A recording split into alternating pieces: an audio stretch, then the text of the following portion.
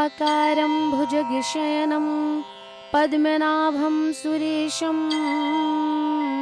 विश्वाधारं गगनसदृशं मेघवर्णं शुभांगं लक्ष्मीकान्तं कमलनयनं योगिभिर्ध्यानगम्यं वन्दे विष्णु भवभयहरं सर्वलोकैकनाथम्।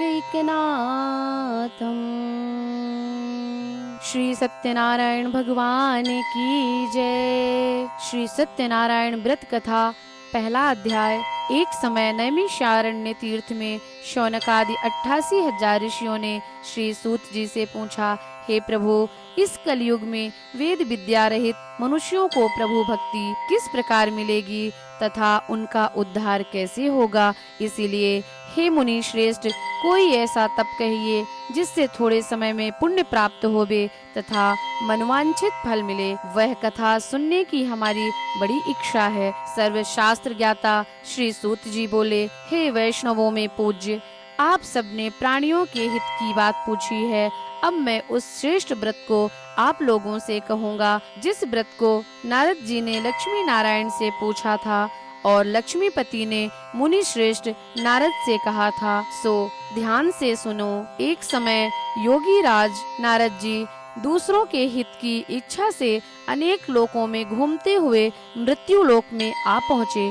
यहाँ अनेक योनियों में जन्मे हुए प्रायः सभी मनुष्यों को अपने कर्मों द्वारा अनेकों दुखों से पीड़ित देखकर सोचा, किस यत्न के करने से निश्चय ही प्राणियों के दुखों का नाश हो सकेगा। ऐसा मन में सोचकर विष्णु लोक को गए। वहाँ श्वेत वर्ण और 4 भुजाओं वाले देवों के ईश नारायण को देखकर, जिनके हाथों में शंख चक्र गदा और पद्म था, वरमाला पहने हुए थे, तो नारायण को देखते ही नारद जी स्तुति करने लगे और कहे, हे भगवान, आप अत्यंत शक्ति से संपन्न हैं। मन तथा वाणी भी आपको नहीं पा सकती।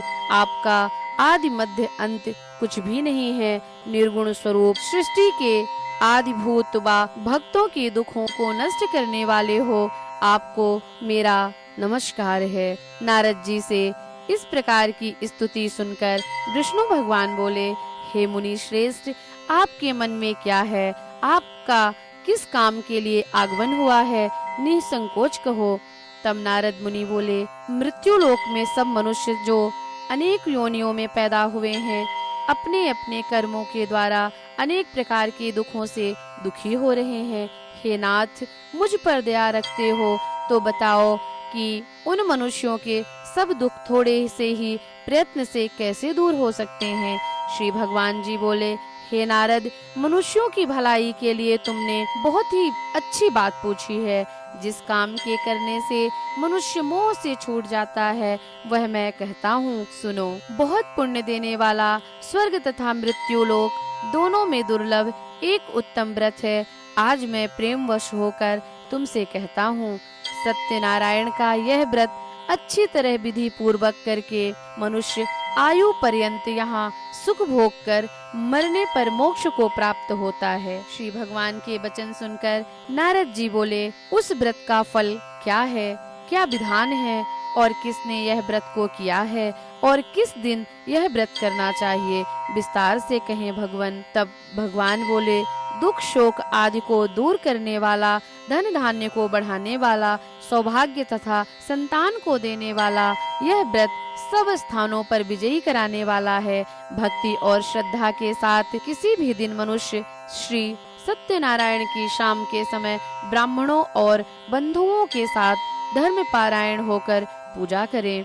भक्ति भाव से नैवेद्य, केले का फल, घी, दूध और गेहूं का चूर्ण या पंजीरी, गेहूं के अभाव में साठी का चूर्ण, शक्कर तथा गुड़ लें और सब भोज्य योग पदार्थ जमा करा के भगवान को अर्पण कर देवें तथा बंधुओं सहित ब्राह्मणों को भोजन करावें। इसके पश्चात स्वयं भोजन करें, नृत्य गीत आदि का मंगलाचरण करें। सत्यनारायण भगवान का स्मरण करते हुए समय व्यतीत करें। इस तरह व्रत करने पर मनुष्यों की इच्छा निश्चित पूरी होती है। विशेषकर कलिकाल में भूमि पर यही मोक्ष का सरल उपाय है। प्रथमो अध्याय संपूर्णम। द्वितीयो अध्याय। सूत जी बोले, हे ऋषियों, जिसने पहले समय में इस व्रत को किया है उसका इतिहास कहता हूँ, ध्यान से सुनो। सुंदर काशीपुरी नगरी में एक अत्यंत निर्धन ब्राह्मण रहता था।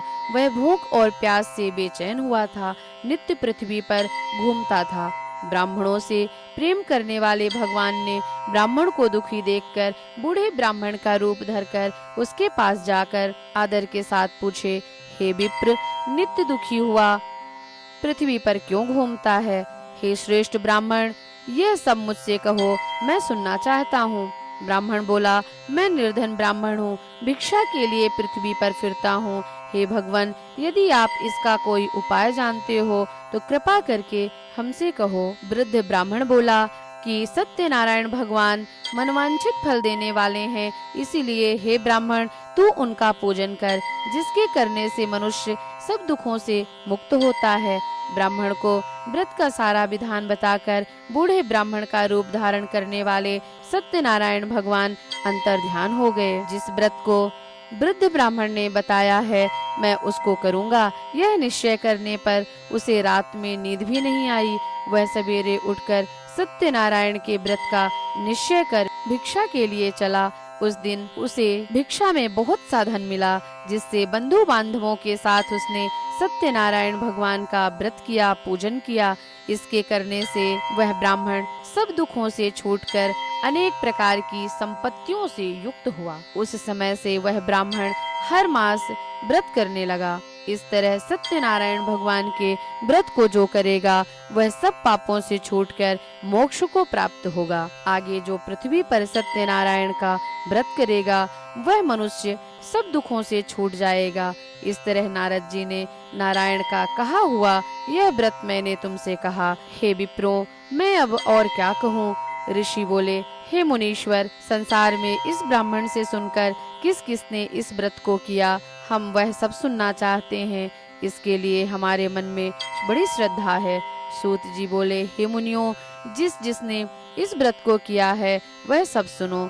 एक समय ब्राह्मण धन और ऐश्वर्य के अनुसार बंधु बांधवों के साथ व्रत करने को तैयार हुआ। उसी समय एक लकड़ी बेचने वाला बूढ़ा आदमी आया और बाहर लकड़ियों को रखकर ब्राह्मण के मकान में गया। प्यास से दुखी लकड़हारा उनको व्रत करते देखकर ब्राह्मण को नमस्कार कर कहने लगा कि आप यह अवश्य कर रहे हैं और इसके करने से क्या फल मिलता है, कृपा करके मुझसे कहो। ब्राह्मण ने कहा, सब मनोकामनाओं को पूरा करने वाला यह सत्यनारायण भगवान का व्रत है। इसकी ही कृपा से मेरे यहाँ धन धान्य आदि की वृद्धि हुई है। ब्राह्मण से इस व्रत के बारे में जानकर लकड़हारा बड़ा प्रसन्न हुआ। चरणामृत लिया और प्रसाद खाने के बाद अपने घर को चल दिया। लकड़हारे ने अपने मन में इस प्रकार का संकल्प किया कि आज ग्राम में लकड़ी बेचने से जो धन मिलेगा उसी से सत्यनारायण भगवान का व्रत करूंगा, पूजन करूंगा। यह मन में विचार कर बूढ़ा आदमी लकड़ियां अपने सिर पर रखकर जिस नगर में धनवान लोग रहते थे वह ऐसे सुंदर नगर में गया। उस रोज वहां उसे उन लकड़ियों का दाम पहले दिनों से चौगुना मिला। तब वह बूढ़ा लकड़हारा दाम लिया और अति प्रसन्न होकर पक्के केले की फली, शक्कर, घी, दूध, दही और गेहूं का चूरन इत्यादि सत्यनारायण भगवान के व्रत की कुल सामग्रियों को लेकर अपने घर गया।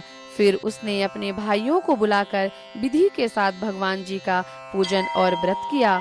उस व्रत के प्रभाव से वह बूढ़ा लकड़हारा धन, पुत्र आदि से युक्त हुआ और संसार के समस्त सुख भोग कर वैकुंठ को चला गया। द्वितीयो अध्याय संपूर्णम। तृतीयो अध्याय। सूत जी बोले, हे श्रेष्ठ मुनियों, अब आगे की कथा कहता हूँ, सुनो। पहले समय में उल्कामुख नाम का एक बुद्धिमान राजा था। वह सत्यवक्ता और जितेंद्रिय था। प्रतिदिन देव स्थानों पर जाता तथा गरीबों को धन देकर उनके कष्ट दूर करता था। उसकी पत्नी कमल के समान मुख वाली और सती साध्वी थी। भद्रशिला नदी के तट पर उन दोनों ने श्री सत्यनारायण भगवान का व्रत पूजन किया। उस समय में वहाँ एक साधु वैश्य आया। उसके पास व्यवहार के लिए बहुत सा धन था। वह नाव को किनारे पर ठहराकर राजा के पास आ गया और राजा को व्रत करते हुए देखकर विनय के साथ पूछने लगा, हे राजन, भक्ति युक्त चित्त से यह आप क्या कर रहे हैं? मेरी सुनने की इच्छा है, सो आप मुझे बताएं। राजा बोला, हे साधु, अपने बांधवों के साथ पुत्रादि की प्राप्ति के लिए महाशक्तिवान सत्यनारायण भगवान का व्रत व पूजन किया जा रहा है। राजा के वचन सुनकर साधु आदर के साथ बोला, हे राजन, मुझसे इसका सब विधान कहो, मैं भी आपके कथनानुसार इस व्रत को करूंगा। मेरे भी कोई संतान नहीं है और इससे निश्चय ही मेरे संतान होगी। राजा से सब विधान सुन व्यापार से निवृत्त होकर वह आनंद के साथ घर गया। साधु ने अपनी स्त्री से संतान देने वाले उस व्रत का समाचार सुनाया और कहा कि जब मेरी संतान होगी तब मैं इस व्रत को करूंगा। साधु ने ऐसे वचन अपनी स्त्री लीलावती से कहे। एक दिन उसकी स्त्री लीलावती पति के साथ आनंदित होकर सांसारिक धर्म में प्रवृत्त होकर सत्यनारायण भगवान की कृपा से गर्भवती हो गई तथा 10वें महीने में उसकी एक सुंदर कन्या का जन्म हुआ। दिनों दिन वह कन्या इस तरह बढ़ने लगी जैसे शुक्ल पक्ष का चंद्रमा बढ़ता है। कन्या का नाम कलावती रखा गया। तब लीलावती ने मीठे शब्दों में अपने पति से कहा कि जो आपने संकल्प किया था वह भगवान का व्रत करूंगा, अब आप उसे कर लीजिए। साधु बोला, हे प्रिय, इसके विवाह पर करूंगा। इस प्रकार अपनी पत्नी को आश्वासन देकर वह नगर को चल दिया। कलावती पिता के गृह में वृद्धि को प्राप्त हो रही थी, बढ़ रही थी। साधु ने जब नगर में सखियों के साथ अपनी पुत्री को देखा तो तुरंत दूत बुलाकर कहा कि पुत्री के वास्ते कोई सुयोग्य वर देख कर लाओ। साधु की आज्ञा पाकर दूत कंचन नगर पहुंचा और वहां पर बड़ी खोज और देखभाल कर लड़की के लिए सुयोग्य वर को ढूंढ लाया।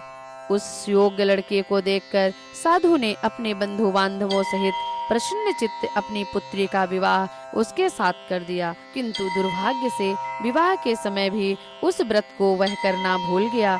तब भगवान क्रोधित हो गए और श्राप दिया कि तुम्हें दारुण दुख प्राप्त होगा। अपने कार्य में कुशल साधु बनिया जामाता सहित समुद्र के समीप स्थित रत्नपुर नगर में गया और वहां दोनों ससुर जमाई चंद्रकेतु राजा के उस नगर में व्यापार करने लगे। एक रोज भगवान सत्यनारायण की माया से प्रेरित होकर कोई चोर राजा का धन चुराकर भागा जा रहा था, किंतु राजा के दूतों को आता देखकर चोर ने घबराकर भागते हुए राजा के धन को वहीं चुपचाप रख दिया जहां वो ससुर जमाई ठहरे हुए थे। जब दूतों ने उस साधु वैश्य के पास राजा के धन को रखा देखा तो वे दोनों को बांध कर ले गए और प्रसन्नता से दौड़ते हुए राजा के समीप जाकर बोले, यह दो चोर हम पकड़ कर लाए हैं, देखकर आज्ञा दे। तब राजा की आज्ञा से उनको कठोर कारावास में डाल दिया गया और उनका सब धन छीन लिया। सत्यनारायण भगवान के श्राप द्वारा उनकी पत्नी भी घर में बहुत दुखी रहने लगी और घर पर जो धन रखा था चोर चुरा कर ले गए। शारीरिक व मानसिक पीड़ा तथा भूख प्यास से अति दुखित होकर अन्न की चिंता में कलावती एक ब्राह्मण के घर गई। वहां उसने सत्यनारायण भगवान का व्रत होते देखा, फिर कथा सुनी तथा प्रसाद ग्रहण कर रात को घर आई। माता ने कलावती से कहा, हे पुत्री, अब तक कहाँ रही व तेरे मन में क्या है? कलावती बोली, हे माता, मैंने एक ब्राह्मण के घर श्री सत्यनारायण भगवान का व्रत देखा है। कन्या के वचन सुनकर लीलावती भगवान के पूजन की तैयारी करने लगी। लीलावती ने परिवार और बंधुओं सहित श्री सत्यनारायण भगवान का पूजन किया और मांगा कि मेरे पति और दामाद शीघ्र आ जावें। साथ ही प्रार्थना की, हम सबका अपराध क्षमा करो। सत्यनारायण भगवान इस व्रत से संतुष्ट हो गए और राजा चंद्रकेतु को स्वप्न में दर्शन देकर कहा, हे राजन, दोनों वैश्यों को प्रातः ही छोड़ दो और उनका सब धन जो तुमने ग्रहण किया है उन्हें वापस कर दो, नहीं तो मैं तेरे धन धान्य और राज्य पुत्र आदि सब नष्ट कर दूंगा। राजा से ऐसे वचन कहकर भगवान अंतर्ध्यान हो गए। प्रातः काल राजा चंद्रकेतु ने सभा में अपना स्वप्न सुनाया। फिर दोनों वणिक पुत्रों को कैद से मुक्त करके सभा में बुलाया। दोनों ने आते ही राजा को नमस्कार किया। राजा मीठे वचनों से बोला, हे महानुभावों, भावी वश ऐसा कठिन दुख प्राप्त हुआ है, अब तुम्हें कोई भय नहीं है। ऐसा कहकर राजा ने उनको नए नए वस्त्राभूषण पहनाए तथा उनका जितना धन लिया था उससे दुगना धन देकर आदर सहित विदा किया। दोनों वैश्य अपने घर को चल दिए। तृतीयो अध्याय संपूर्णम। चतुर्थो अध्याय। सूत जी बोले, वैश्य ने मंगलाचार करके यात्रा आरंभ की और अपने नगर को चला। उनके थोड़ी दूर निकलने पर दंडी वेशधारी सत्यनारायण ने उनसे पूछा, हे साधु, तेरी नाव में क्या है? अभिमानी वणिक हंसता हुआ बोला, हे दंडी, आप क्यों पूछते हो? क्या धन लेने की इच्छा है? मेरी नाव में तो बेल और पत्ते भरे हैं। वैश्य का कठोर वचन सुनकर भगवान ने कहा, तुम्हारा वचन सत्य हो। दंडी ऐसा कहकर वहां से दूर चले गए और कुछ दूर जाकर समुद्र के किनारे बैठ गए। दंडी के जाने पर वैश्य ने नित्य क्रिया करने के बाद नाव को ऊंची उठी देखकर अचंभा किया और नाव में बेल पत्ते आदि देखकर मूर्छित हो गया। फिर मूर्छा खुलने पर अत्यंत शोक प्रकट करने लगा। उसका दामाद बोला कि आप शोक ना करें, यह दंडी का श्राप है, अतः उनकी शरण में चलना चाहिए, तभी हमारी मनोकामना पूरी होगी। दामाद के वचन सुनकर वह दंडी के पास पहुंचा और अत्यंत भक्ति भाव से नमस्कार करके बोला, मैंने जो आपसे असत्य वचन कहे थे उनको क्षमा करो। ऐसा कहकर महान शोकातुर हो रोने लगा। तब दंडी भगवान बोले, हे वणिक पुत्र, मेरी आज्ञा से बार बार तुम्हें दुख प्राप्त हुआ है, तू मेरी पूजा से विमुख हुआ। साधु बोला, हे भगवान, आपकी माया से मोहित ब्रह्मा आदि भी आपके रूप को नहीं जानते, तब मैं अज्ञानी कैसे जान सकता हूँ? आप प्रसन्न होइए, मैं सामर्थ्य के अनुसार आपकी पूजा करूंगा। मेरी रक्षा करें प्रभु, और पहले के समान नौका में धन धान्य भर दो। उसके भक्ति युक्त वचन सुनकर भगवान प्रसन्न होकर उसकी इच्छा अनुसार वर देकर अंतर ध्यान हो गए। तब उन्होंने नाव पर आकर देखा कि नाव धन से परिपूर्ण है। फिर वह भगवान सत्यनारायण का पूजन कर साथियों सहित अपने नगर को चल दिया। अब अपने नगर के निकट पहुंचा, तब दूत को घर भेजा। दूत ने साधु के घर जाकर उसकी स्त्री को नमस्कार कर कहा कि साधु अपने दामाद सहित इस नगर के समीप आ गए हैं। ऐसा वचन सुनकर साधु की स्त्री ने बड़े हर्ष के साथ सत्यदेव का पूजन कर रही थी पुत्री से कहा, मैं अपने पति के दर्शन को जाती हूँ, तू कार्य पूर्ण कर शीघ्र आ जाना। माता के ऐसे वचन सुनकर कलावती प्रसाद छोड़कर पति से मिलने चली गई। प्रसाद की अवज्ञा के कारण भगवान सत्यनारायण रुष्ट हो गए। उसके पति को नाव सहित पानी में डुबो दिया। कलावती अपने पति को ना देखकर रोती हुई जमीन पर गिर पड़ी। इस तरह नौका को डूबा हुआ तथा कन्या को रोता हुआ देखकर साधु दुखी हुआ और बोला, हे प्रभु, मुझसे या मेरे परिवार से जो भूल हुई है उसे क्षमा कर दीजिए। उसके दीन वचन सुनकर भगवान सत्यनारायण प्रसन्न हो गए और आकाशवाणी हुई, हे साधु, तेरी कन्या मेरे प्रसाद को छोड़कर आई है, इसीलिए इसका पति अदृश्य हुआ है। यदि वह घर जाकर प्रसाद खाकर लौटे तो इसके पति अवश्य मिल जाएंगे। ऐसी आकाशवाणी सुनकर कलावती ने घर पहुंचकर प्रसाद खाया, फिर आकर पति के दर्शन किए। तत्पश्चात साधु ने बंधु बांधवों सहित भगवान सत्यनारायण का विधि पूर्वक पूजन किया। उस दिन से वह पूर्णिमा को सत्यनारायण का पूजन करने लगा। फिर इस लोक का सुख भोग कर अंत में स्वर्ग लोक को प्राप्त हुआ। चतुर्थो अध्याय संपूर्णम। पंचमो अध्याय। सूत जी बोले, हे ऋषियों, मैं और भी कथा कहता हूँ, सुनो। प्रजापालन में लीन तुंगध्वज नाम का एक राजा था। उसने भी भगवान का प्रसाद त्याग कर बहुत दुख पाया। एक समय वन में जाकर वन्य पशुओं को मारकर बड़ के पेड़ के नीचे आया। वहां उसने ग्वालों को भक्ति भाव से बांधवों सहित सत्यनारायण जी का पूजन करते देखा। राजा देखकर भी अभिमानवश वहां नहीं गया और ना नमस्कार किया।